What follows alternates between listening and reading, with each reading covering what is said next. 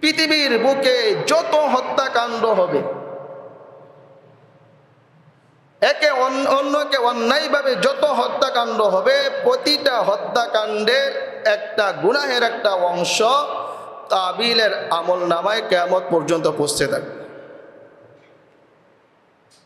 হাদিসের মধ্যে আসছে, আদ-দালু আলাল খাইরি কাফাইলিহি, কোনো ব্যক্তি যদি কোনো ভালো কাজের পথ দেখায়, সেও ওই ভালো কাজের কি পায়? সওয়াব পায়। আপনি যদি কাউকে কোনো ভালো কাজের পথ দেখান, ভালো কাজের প্রতি উদ্বুদ্ধ করেন, ভালো কাজ করার জন্য বলেন, সে যদি ভালো কাজ নাও করে, তারপরও আপনি কি পেয়ে যাবেন? সওয়াব পেয়ে যাবেন।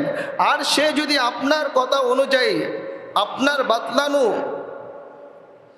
আমল অনুযায়ী, কথা অনুযায়ী সে আমল করে, তাহলে সে আমল করার পরে তার আমলের একটা অংশ আপনার আমল নামায় যুক্ত হতে থাকবে। সুবহানাল্লাহ। ঠিক তদ্রূপভাবে কোনো ব্যক্তি যদি কোনো ব্যক্তিকে কোনো খারাপ কাজের প্রতি উদ্বুদ্ধ করে, খারাপ কাজের পথ দেখায়, মন্দ কাজের বুদ্ধি দেয়, কুমন্ত্রণা দিয়ে থাকে, তাহলে সেও কুমন্ত্রণা কি পেয়ে যাবে? গুনার ভাগীদার হয়ে যাবে, অংশ পেয়ে যাবে। আর সে যদি গুনার কাজ করে ফেলে, তখন তো তার আমল নামায় তার গুনাহের একটা অংশ পৌঁছতেই থাকবে।